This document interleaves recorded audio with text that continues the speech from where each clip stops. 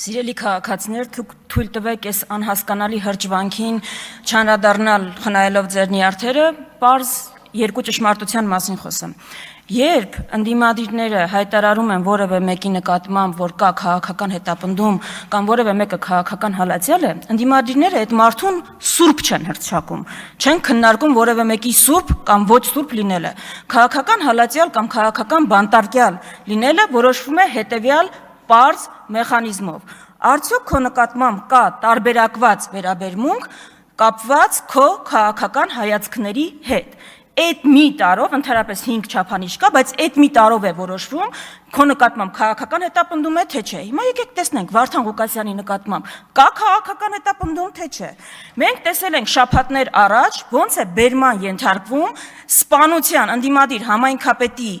սպանության մեջ կասկածվողը, տեսել եք այդ ակուրատնի սիրուն բերման ենթարկելու կադրերը, ու տեսել եք Գյումրու համայնքապետը կոտրելու, համայնքապետանի շենքի դռները կոտրելու կադրերը։ Երկրորդը անիվից են խոսում այստեղ, եկեք տեսնենք, տարբերակված մոտեցում կա թե չէ, 25 միլիարդ դրամի մսխման գործով քանի կալանավորված կա, Վահագն Ալեքսանյան, քանի կալանավորված կա, 0, դուք մեղադրանք եք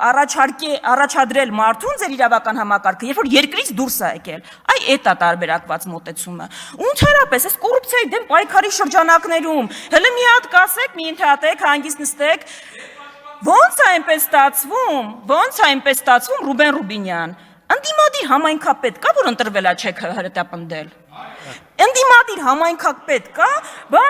Գյումրու համայնքապետը կաշառակեր է, Վանաձորինը ընտրվելուց հետո պարզվեց հանցագործ է, Գորիսինը ինչ էր, Սիսյանինը ինչ էր, Կապանինը ինչ է, Բերթինը ինչ էր, դուք ուղղակի ժողովրդի քվեի հետ չեք հաշտվում, ուրիշ խնդիր չկա, եւ այդ դատական համակարգի մասին, որ խոսում եք, ավարտում եմ հիմա հանգիստ,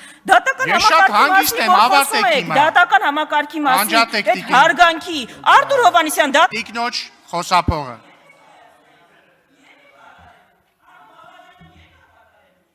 Շնորհակալություն, ես ելույթ կունենամ։